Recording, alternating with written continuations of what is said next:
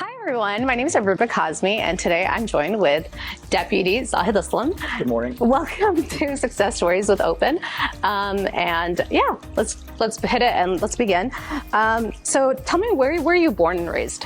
I was born in Lahore, Andaroon Shahar, inner city Lahore, place called, well, if your viewers know, Lahore by Gawal Mandi. And I migrated with the family to US back in July 25th, 1984. I always give the exact date because I feel like that gives you a measuring point of your success.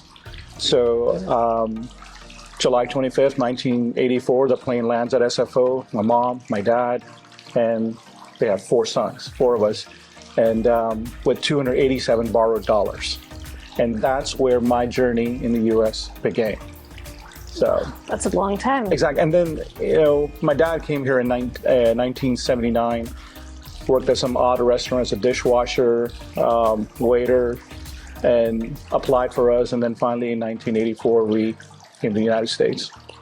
So what was that immigrant journey was kind of like for you? Shocking because, you know, when you're born and raised in a Desi culture, you know, and you know unfortunately our education level in Pakistan. And when you come to another country, everything is in English and you don't know any alphabets. The only alphabet I knew was like from A to F, and then I don't know what comes after that. And then you pick up that kid and you put him in Baptist Middle School in San Francisco, where science, English, math, everything, biology, everything's in English. And you brought him from government schools in Lahore and put him right in San Francisco. So it was a struggle. It was definitely a struggle. Huge struggle. And how did you overcome the struggle? Luckily, I had a good support system around me. My brothers were around me. Some of the people we met, families, I don't want to be a selfish person and don't give anybody credit. They recognized the struggles we were facing. Their children who are about the same age. So getting together with them, hanging out with them, learning the culture, it took a while, but that was the start. And then every day's been a lesson. So even when you fail, I mean, what I've learned, even failure has lessons in it. Agreed, 100%. So if I fail today, I look at the whole evaluation, okay, messed up here, here, this was okay. So I don't need to work on the whole thing. I just need to work on this thing. So just take day by day. And then what was your first job? Newspaper boy. Really? Yes, I was, I don't want to give myself a brag about myself, but I look around me and I saw my parents struggling, and PG&E bills weren't like they are today. I remember my dad used to complain about, oh my God, this month we got $28 and $30. The prices went up. I wanted to contribute, but I was in school. So I went and got a newspaper route. You wake up at 4 o'clock in the morning in Sunset District, San Francisco. You go get the newspaper, you fold them, you put a rubber band on them, get on your BMX bike that were put together by different parts from garbage cans and from friends, and you go do a newspaper route. You come home by 6 o'clock, eat your breakfast, get on that Muni bus number 28 on 19th Avenue, and then get off at stop and then walk 3 blocks to go to school, and then walk 3 blocks back, get on the number 28, come home, get your lunch, and then go the evening route, and then do your homework and go to bed. And at the end of the month, you get $30. But that $30 paid PG&E bill. And how long did you do it for? A couple of years. And then I guess after that, what's the transition like? Exactly. Yeah. I don't want to achieve a police. Yeah, how did you, So from there, that's the beauty of America. You can use one job as a stepping stone for the other. So after that, I went to high school and I got a job with Craig and Auto Parts. So I used delivering newspapers as my reference, my past job experience. Got a job with Craig and Auto Parts. I was a cashier there.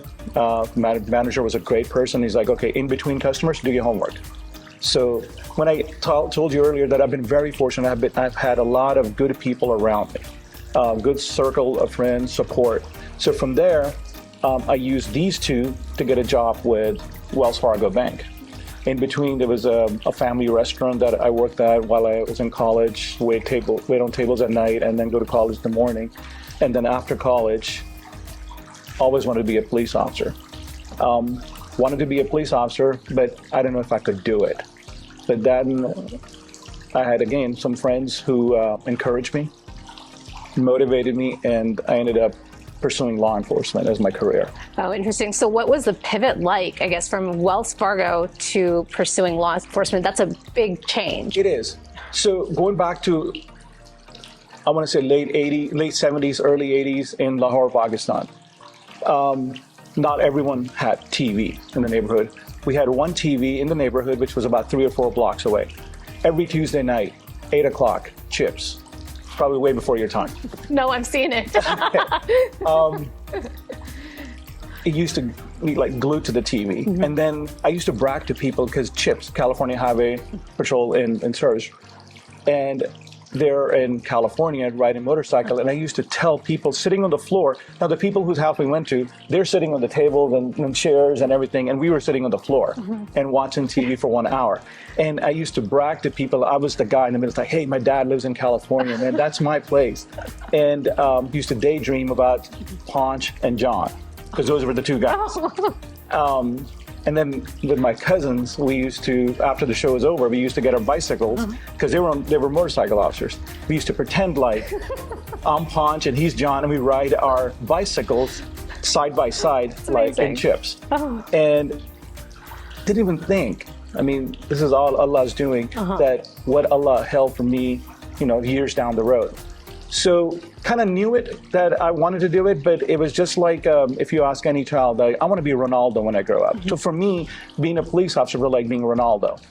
So then I came to the United States, and the jobs I did, like that I explained to you, but still, I knew I did not have that kind of confidence that I could do it.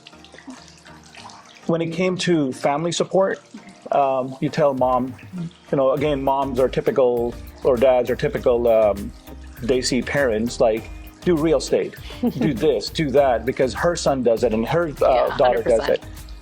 Yeah, I could do it, but that's not what I wanted to do. Deep inside, I wanted to be Ponch.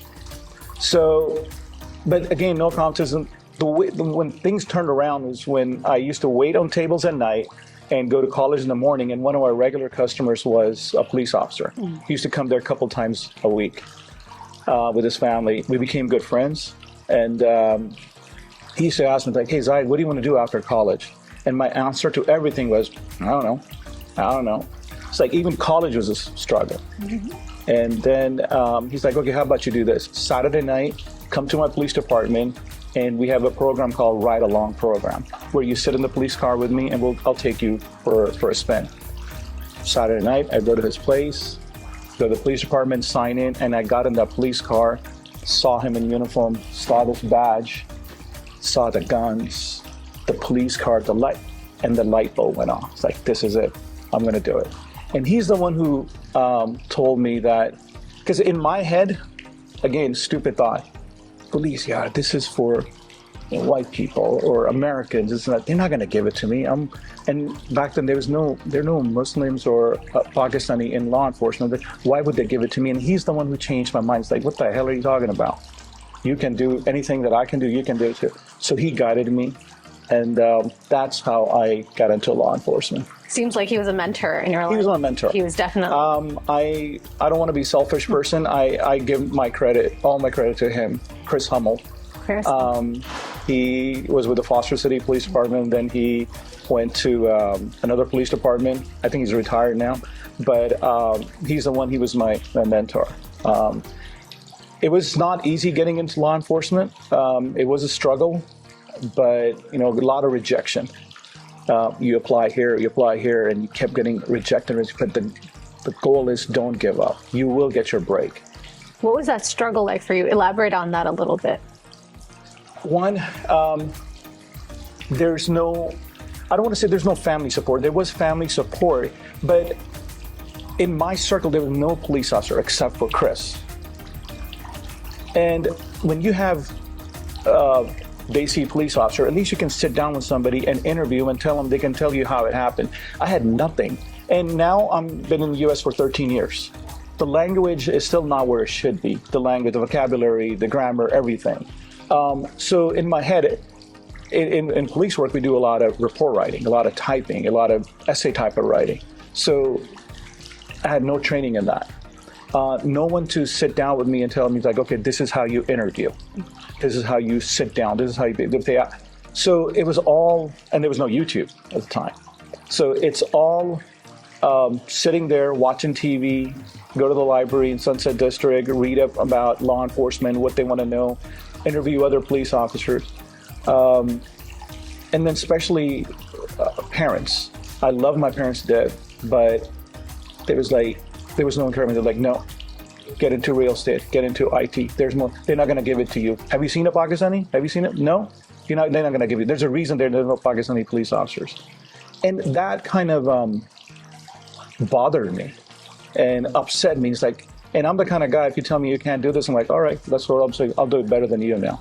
So I took everything as a challenge. And that really went a long way. Exactly. Anything that Chris Humboldt told you, your mentor, to like guide you into the right direction, any words of wisdom, anything that you felt like you carried forward?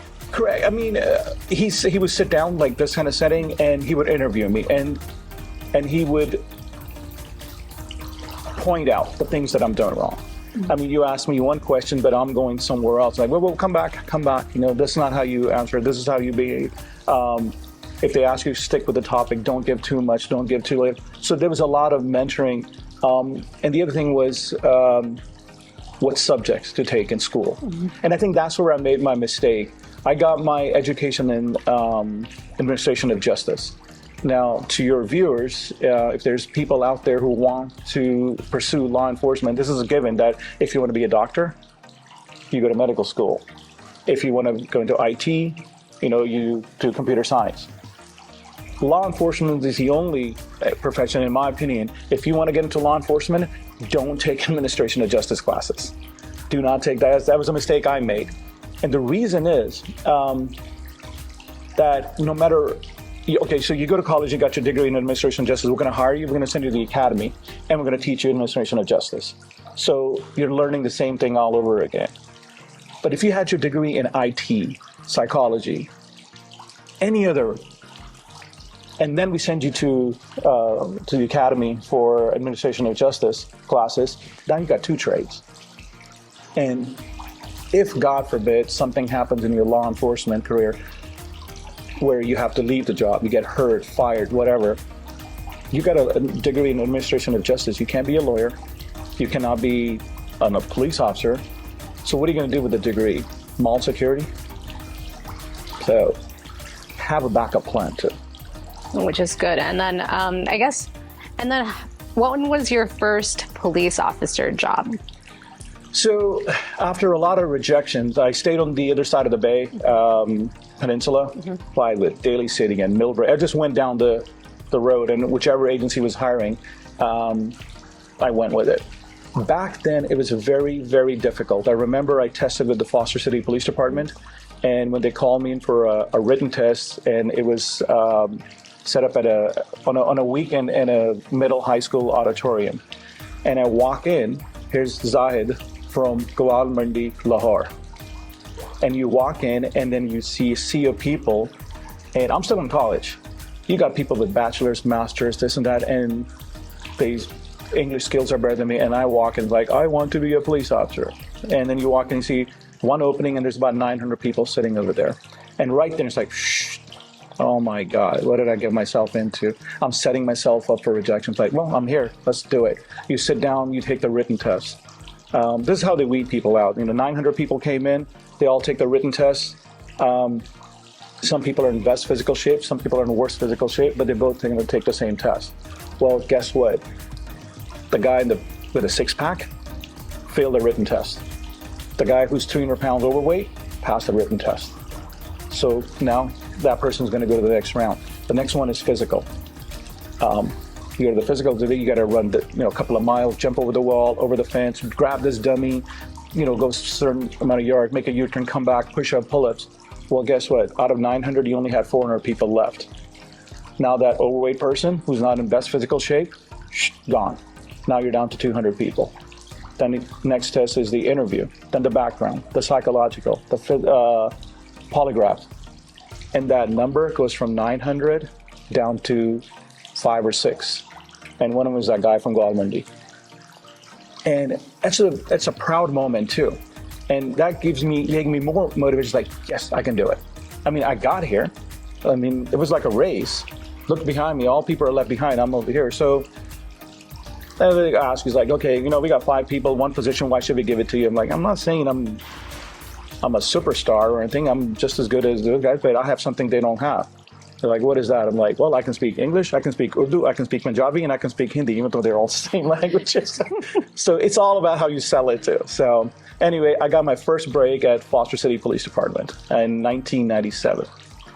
And I say that year, and I look back, it's been almost 30 years, and time flew by, just like that. What was that like for you? What was that first experience like? Okay, so I got hired, I want to say I was about 25, 26 years old. In my opinion, 25, 26 is too young to become a police officer. Now I think the age is you have to be 21, be a U.S. citizen, have clean criminal record, and now they even look at you. They didn't used to do this before. They even look at your financial records, what is your credit score. And without getting too much into it, the reason to do that is no one's going to invite you to a birthday party, anniversaries, weddings. They only invite a police officer when something bad happens. Something bad happened, come fix my problems. Well, you've got bankruptcy, late payments, blah, blah, blah, all these negative things going on in your life. If you can't handle your own problems, how are you going to handle other people's problems? So they look at that too now. It was a lot of immaturity. Now to get hired is 21. I think 21 is too young. Why? Maturity. Maturity. You just recently graduated from high school. You're probably still in college. You're probably still living at home. You haven't had a job with a lot of years, maybe McDonald's or Craig and Auto Parts. One of the most common jobs in law enforcement is domestic violence, unfortunately. You hired this 21-year-old police officer, give him badge, gun, ID, and all the power, and you send him to a domestic violence. He's 21, 22 years old, or she's 21, 22 years old. The house that she's going to or he's going into, they've been married for 30 years. And you're sending a 21-year-old to fix their problem. It's not going to happen. Immaturity, life experience, job experience, the temperament is not there. And I think that comes with time. I say that because I've made those mistakes, and I am so glad I made those mistakes because when I got into law enforcement, and don't laugh at this, my image of law enforcement was different. My image was, they're gonna give me a badge, they're gonna give me a gun, they're gonna give me a fast car, and all the power, and wow, chicks dig it. I swear to God. You're living the Ponch life. Exactly. And all I have to do is just drive around and get tickets and look cool. And I'm like, I can do that. Thank God I can do it. Until you have a 2-year-old in your hand and you're giving him CPR. And he's dying on you. Until you go to this domestic violence and she's somebody's daughter, she's somebody's sister. Beat the crap out of her. She's sitting there bleeding. Parents are in Pakistan, parents are in India. And she's looking at you because you're the only... And then you're like, wait, I was supposed to look cool. What did you got myself into? And boom, you grow up. When you're put into those situations, that's when you realize, you idiot, wake up. That's not real police work. This is real police work. Solving people's problems. So, like you put it perfectly. Do you remember the first encounter or anything that I guess that hit you really home and taught you all of those values? The very first one. Yes, there's been many incidents in my life. The very first one, I guess, when I got sued for what I thought I was doing. Again, in a police line of work, if you're not getting sued, that means you're not doing your job. Okay, when you do your job and try to be fair, someone's going to get upset because fair to you is not fair to this person.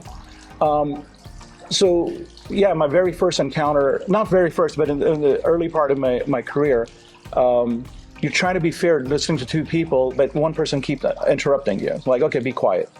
Yeah, so you were saying, blah, blah, blah, interruption. Quiet, I'll talk to you in a minute. And then I start talking again, and they interrupt again, and then you turn around, and you face them, and you inappropriately, tell them, you need to shut up, man, I'm trying to do this, you need to sit over there, and you start yelling and screaming. Again, that's not my personality, but in my head, I'm thinking, oh, because I have a badge, I need to be tough. I need to act a certain way.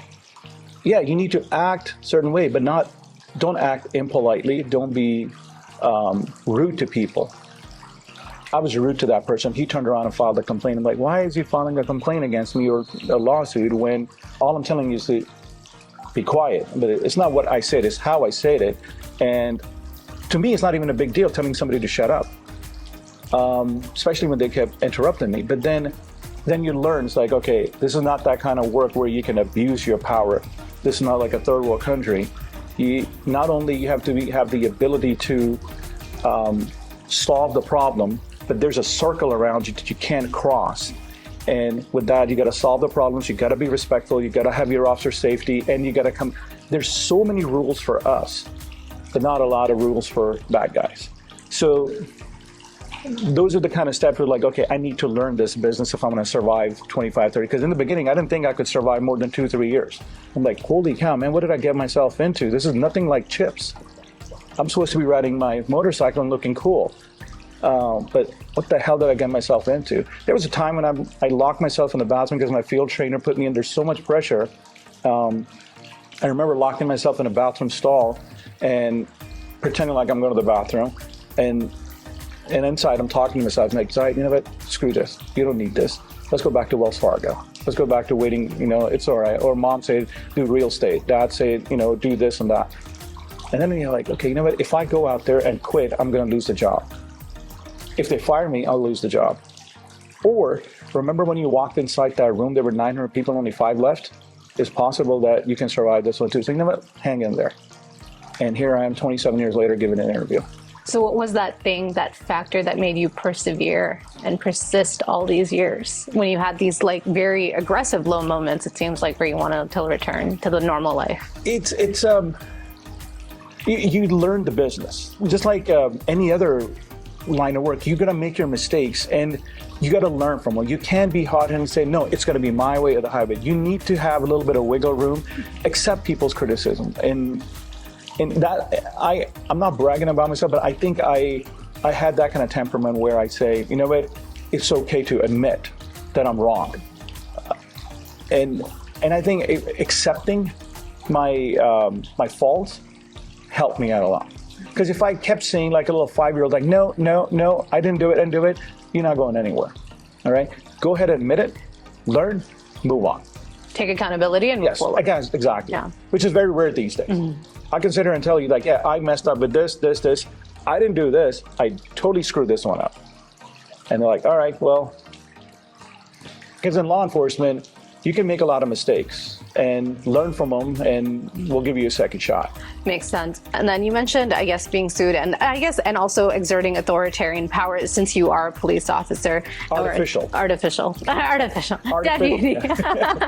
But wanted to ask, how do police officers generally, because I think a lot of the times many people have or come to have this distrust around law enforcement, given the fact that there has been police brutality and which has been prevalent for so many years. So how do you, I guess, find the balance between ensuring that the public does trust you, correct, and you're not exerting that kind of power or abusing power for that matter? Very, very difficult. There are a lot of, I'm going to say majority of the police officers out there, they're good people, all right? When they wake up in the morning, they're the Zahids who wanted to do this, and they put them, some people like myself too, I had to put myself to the academy too. They work very hard to get to where they are, and they truly, genuinely do good work out there. But police work, at the end of the day, we're all human. They make mistakes too. Sometimes they're mistakes, sometimes it's their personality. They intentionally do things that they shouldn't be doing and give the law enforcement this respectful profession a black eye. And it makes it very difficult for people like us to go out there and put a positive image. of law enforcement. All the recent things that we see on CNN and Fox and all these, I'm not going to stand here, and it'll be immature of me to make comments on those because I wasn't there. But when I'm looking at the same thing the general public's looking at on TV, and like, oh, that doesn't look good. And then when you go for your next shift, and you pull somebody over, especially after George Floyd incident, it was chaotic for us. I would pull somebody over. We were scared to pull over people of color because of sometimes I would be talking to them and there's two cars parked across the street. They're like, hey, should we stay? They're talking to the passenger. Should we stay here? And sometimes people will stop and say, I just want to make sure you're not going to violate this person. So there was this distrust. And you have to overcome that with your actions.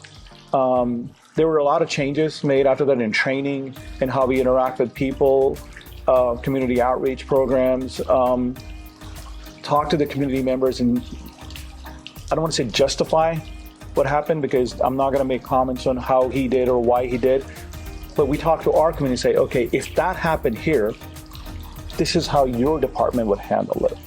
So we're very, at the time I was with the Foster City Police Department, and great community, great support from the community, and we had full trust at them. They knew that we were well prepared to deal with situations like that. Mm-hmm. And then personally for you, did that make any kind of impact? You felt that things could be changed in the law enforcement? For somebody like me, yeah, it was a double whammy, because I'm already struggling to put a positive light on not only law enforcement, but Muslim population here in the U.S. with everything that you see going on around the world.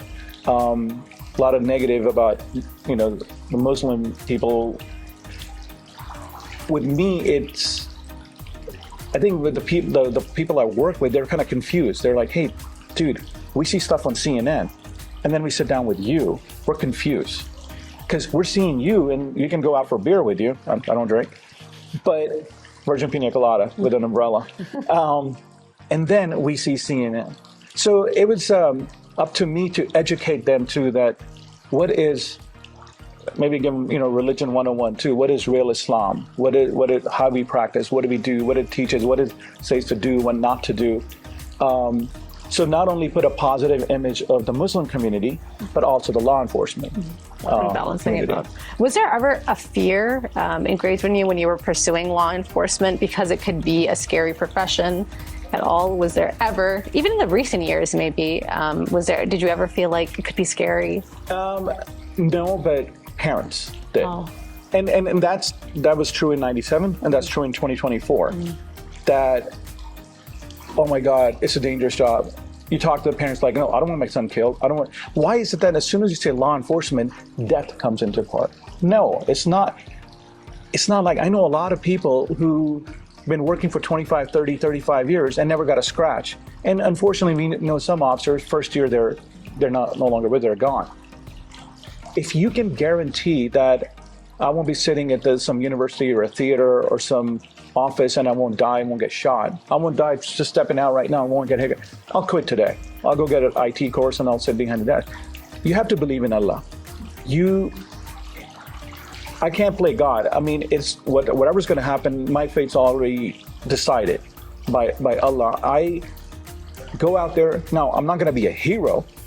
I have common sense. I'm going to read the situation and take appropriate action. But you can't sit at home and say, oh, no, police officer, equal get shot. It's not like that.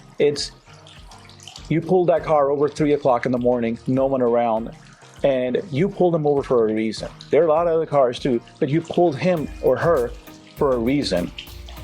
Don't rush. Slow down. You have help. Get them over and then. But if you're at 3 o'clock in the morning and you're like, hey, I'm a hero, I'm a police officer, I got the bat, and I'm going to do X, Y, and Z. Well, you're asking for trouble. Listen to your sixth sense. You did something for a reason. Now handle it appropriately. Yeah, which makes sense. And then you mentioned your parents had like their qualms about you pursuing law enforcement. So when you first told them, what was their reaction? Unfortunately, my mom had passed away at the time. She passed away in 96. I became a police officer in 97. Dad was okay. They're like, his thing was, I don't think you're gonna get it, because it's for, how can I say, it's for Americans. They're not gonna give it to a Pakistani guy. Wait, have you seen a Pakistani guy? No. Well, that's why you're not gonna get it.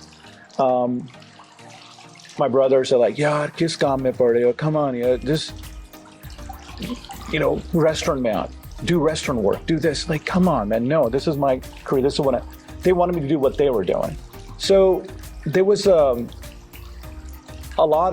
wasn't support when it came to police. There was support for education and become something, but something wasn't law enforcement. Don't become a police officer, because you're setting yourself for failure. And how long has it been since you've been in the law enforcement? June 1997. So it's been many, many years. Yes, almost 30 years Almost 30 years, which is amazing. What has been your biggest takeaway so far? Because it's the job satisfaction. This is the only job in the world where when you show up and it's not going to be a routine. When you think that I've seen it all, boom, you get surprised. Every day you get to act like somebody's brother, sister, mother, father. Every day it's going to be a different situation. And it's a huge, huge responsibility, because the things that come out of your mouth or the actions are going to impact somebody. Now, I have a lot of, stories or encounters with people where their lives were changed. And then you feel proud. There's a lot of negative stuff too that you come across, but they're just calls that I handle. But I think for me, what I want to measure myself with that guy who was in his room doing drugs all the time, and mom and dad didn't know what to do with him. And you go over there, you talk to him, you mentor him. Next thing you see, he's signing up for the U.S. Army, and he graduates from there. He comes back and he becomes a police officer. Those kind of stories. Or a family, their daughter runs away, gets, without naming names, gets taken under their wings in Tenderloin District in San Francisco and being routed towards prostitution. You go find her, bring her back, and then mentor her, return her back to the family. And in return, the father comes to the front counter of the police department with a plate of biryani and crying and saying thank you. That's all he can afford for me. So those are my success stories. If I say, oh, I pulled this guy out because he wasn't listening to me and I handcuffed him, I slammed, no, those are not. Those are some things that you do to handle the job. But these are the real success stories. And the other thing I took away, which I don't know if it makes sense, whatever you do at work, and if it's bothering you, don't bring that at home. Because people at home are not professionals. Sometimes they're professional, but in a different field. What I meant by that is, I'll give you an example. I had a very bad accident. Not me, but something I'd investigated. And a couple of fatalities, young as 12. Very gruesome scene. You go over there, you're doing everything. Again, I'm trying to be careful with how I describe the scene, but you can just imagine it was a very gruesome scene. It mentally affected me. And you come home and you talk to your honey. Hey, honey, how was your day? Oh, it was brutal. I did X, Y, Z. I saw this, and some things that a human mind, a human's not supposed to see. And it's like, oh, okay. Well, we're out of fat-free milk. We need 2% milk. And it just hits you. It's like, you have any idea what I just went through and talking about 2% milk. And, well, I think I'm the one to blame. Why am I talking to Honey about that? Honey's not a psychologist. Honey's not a psychiatrist, nothing. If it's bothering me, go get professional help. How did you deal with that kind of trauma? I'm sure you've seen many gruesome scenes. That might just be one of them. Right. How did you battle with that? I'm going to be honest with you. I suck at it. I should have done something about it. There's a lot of things in my head that I've seen that I want to get at. I wish I could go in with an eraser and erase them. What I'm supposed to do is go out and get some professional help. But I guess it's a male ego thing. I'll just walk it off. call my friends, like, hey, you want to go for a cricket game? So I use sports as like my way of coping with it. But there are days that I can't get those noises out of my head of somebody, a 2-year-old kid dying in my arm, that gargling of blood in their throat. And, you know, because he fell from a 3-story window head first. I can't get those, or decapitated body parts. So you just got to be willing to accept help. Don't have that male ego. It's like, no, I'm just going to walk it off, and I'm going to be less of a man if I ask for help. So I wish if I could go back, I'd change those things. I get that help. And then I guess, what has been your proudest moment so far in this profession? The proudest? I think my whole career. Earlier when this interview started, July 25th, 1984, 287 borrowed dollars to, alhamdulillah, married to a beautiful wife, 3 beautiful kids, house with a picket fence, nice car, everything, alhamdulillah, everything. So that journey, there were a lot of, stumbles between, but overall, my whole career, I'm very fortunate, alhamdulillah, that I made those mistakes. I had good support system around me, and I learned from the mistakes, and I am where I am today because of this law enforcement career that I've had. And then if you had to go back in time to change, or if you wanted to redo something differently, what would that be? Education. I wish I've had more education so that I could accelerate more in this career. Get into those positions where you make decisions that not only affect the community, but your coworkers too. And you have a voice where you could make those policy changes. So, and that's what I would tell your viewers too, that don't stop education. Just when you think like, okay, I got my bachelor's, go for the next one. Go for the next one. Keep going if you want to accelerate and get to those positions where you're going to make those decisions where it's going to impact a lot of people. And I was into a lot of actions. I'm like, I don't want to sit behind a desk and make policies and procedures. I want to be frontline. I want to be, driving fast and get a badge and gun. And if I get promoted, I'll be sitting behind a desk. I don't want that. I should have stayed with Wells Fargo then. I'm glad that you didn't. Otherwise, you wouldn't have such amazing stories to tell. Do you have a personal story that you'd like to share? Anything that you've made an impact on a personal family? Anything that you felt like really hit home?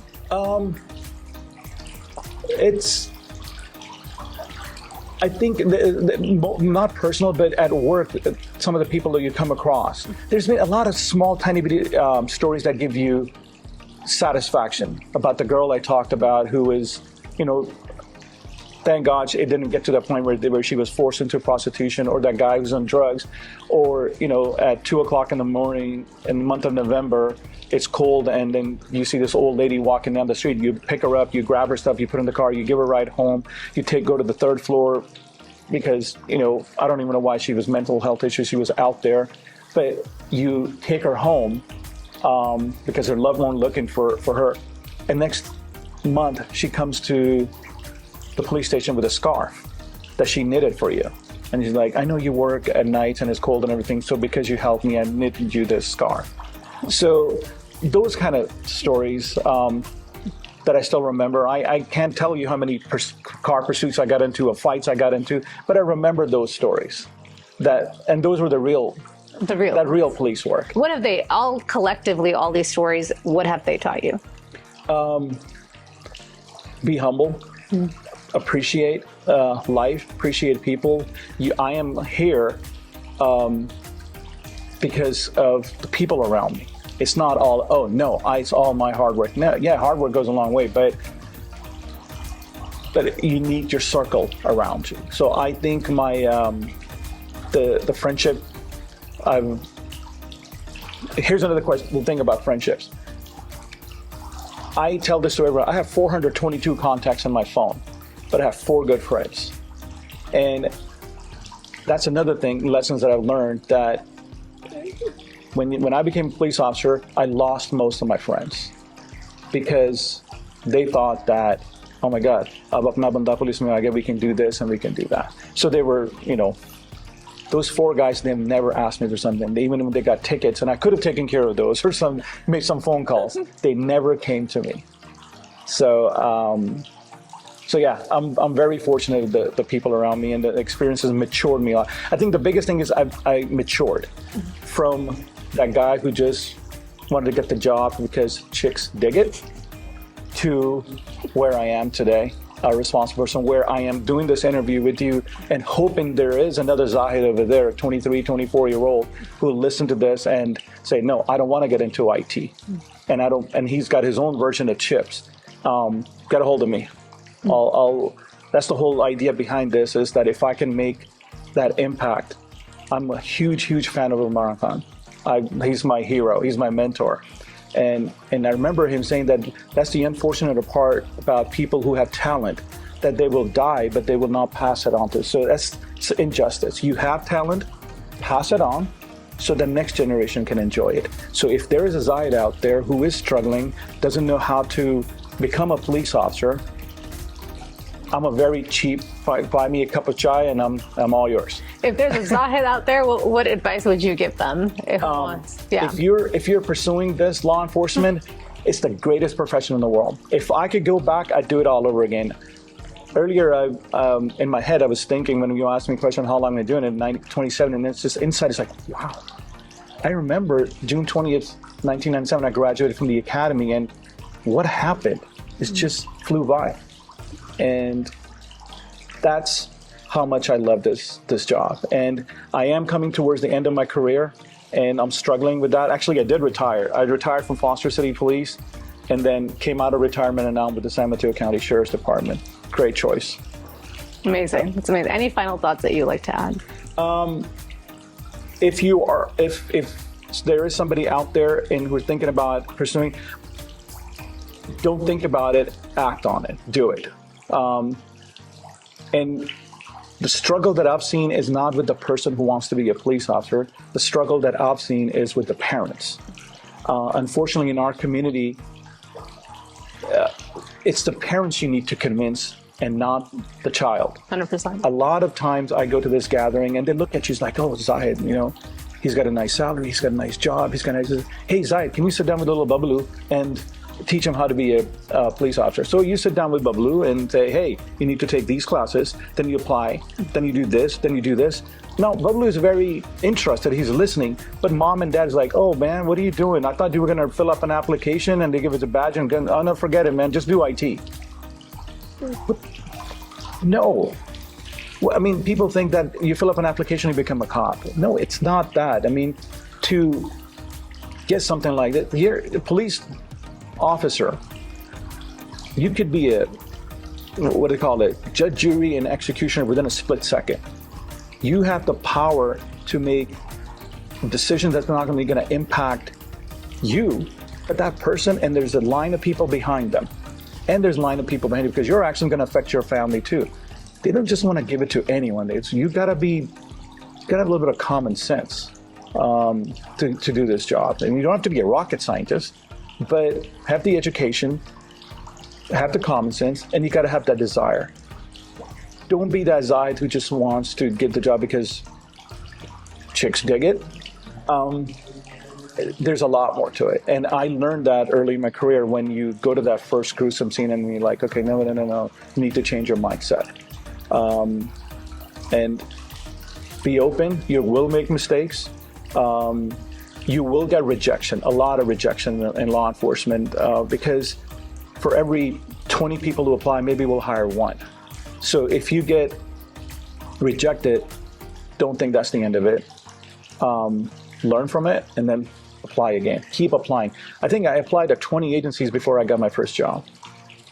So from Daly City all the way to San Jose, they all got even Southern California. I was willing to go anywhere. It's amazing, perseverances. Exactly, but I ended up getting a job at home, Bay Area. So. Awesome. Well, Good. that concludes the interview. I can shut up now. No, it's good. Thank you so much for Thank joining you so much me. for having me. Thank you, and we'll see you next time on Open Success Stories. Hi, I'm Deputy Mohammad Zahid Aslam of the San Mateo County Sheriff's Office.